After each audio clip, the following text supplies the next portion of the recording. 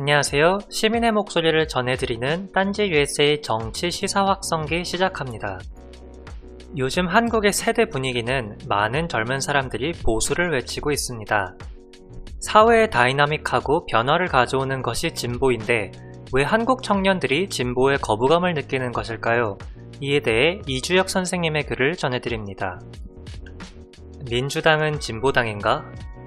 추석 명절 때는 늘 각오를 하고 간다. 우리 아버지 세대에서 정치 얘기가 나오면 다 뻔하기 때문이다. 근데 대꾸할 군번이 못 되니 그냥 옆에 앉아서도 들어도 못 들은 척 아예 귀를 폭 닫아 잠근다. 그런데 이번 추석에는 희한하게도 손아래 조카가 말을 많이 했다. 이렇게 국민들을 반으로 딱 놓아놓고서 뭐 하자는 건지 모르겠더라고요. 이런 소리를 들으니 어안이 벙벙했다. 그리고 국힘당에 청년위원회라는 게 생기더니 아주 난리들이 아니다. 나는 젊은 사람들은 진보에 혹할 수밖에 없지 않느냐고 생각해왔는데 요즘 한국의 세대 분위기는 아무리 봐도 그게 아닌 것 같다.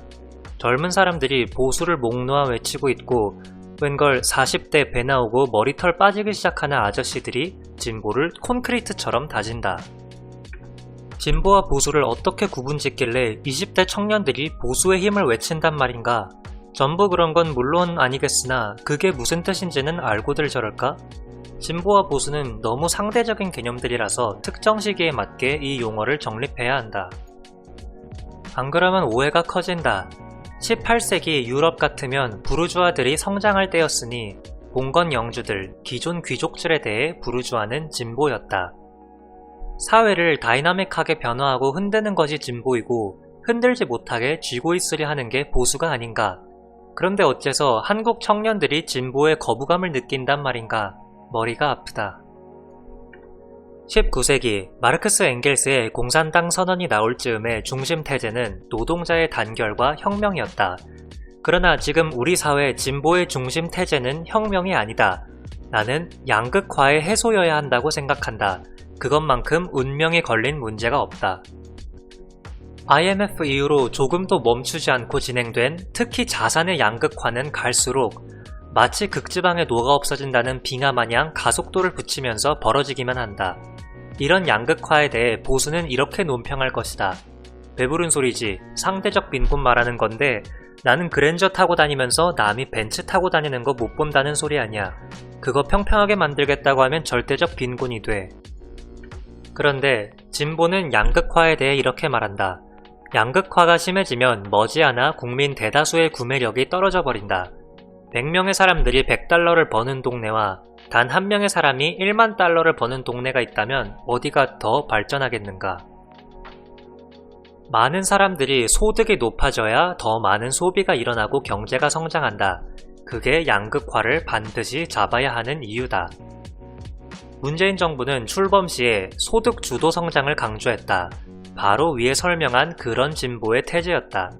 그런데 어찌된 영문인지 3년 반이 지나면서 이젠 마치 200년 전 용어처럼 박제돼 버렸다. 코로나19라는 초대형 변수가 휩쓸고 있기 때문이기도 하겠으나 이제는 정부 여당의 경제에 대한 핵심 아젠다가 무엇인지조차 전혀 모르겠다. 소득 주도 성장은 포기했다는 말인가? 양극화 해소도 포기하였단 말인가? 이런 두 가지 태제를 일관성 있게 밀겠다면 재난지원금 같은 데에 재정을 투입하는 것을 이렇게까지 힘들게 생각해선 어림도 없다. 보수정부는 더 많이 가진 계층의 이해를 대변하는 쪽이다. 부동산 정책으로 친다면 비싼 집을 소유한 자들의 이익에 부합하는 것이리라. 허나 진보정부는 무주택 서민들의 이익을 과감히 질러줘야 한다.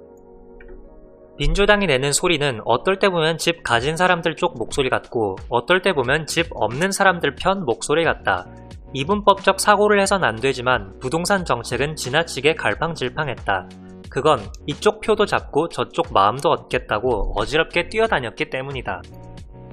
어쩌면 지금 젊은이들은 여당이 찐 진보의 모습을 대차게 보여준 적이 한 번도 없었기 때문에 보수가 더 나은 데 같아 라며 수군대는 건 아닐까. 나는 토지 공개념, 분양가 상한제, 종부세, 행정수도 이전 등을 초반부터 맹렬하게 밀어붙일 것으로 믿었었다. 보수경제 정책은 서민들이 망해도 대형 법인을 살리면 성공이라 하는 것이다. 진보 경제 정책은 대형 법인과 재벌 매출이 떨어진다 해도 서민들이 죽는 꼴은 못 보겠다고 결사적으로 달려들어야 한다. 그래야 진보스러운 거 아닌가. 집토끼 산토끼 다 잡아야 한다고 편가르면 못 쓴다는 말들 참 많이들 한다. 그런데 자기들의 일관된 철학은 있어야 한다. 지난 3년 반 동안 지치도록 느낀 건 철학의 빈곤이었다. 핵심 아젠다가 있어야 남들을 설득하고 도저히 안 되는 애들하고는 싸우고 그럴 것 아닌가. 처음엔 진보로 보였다. 정부 여당이 드라이브를 걸던 정권 초창기엔. 그런데 지금 와선 나는 이들이 어느 쪽인지를 모르겠다.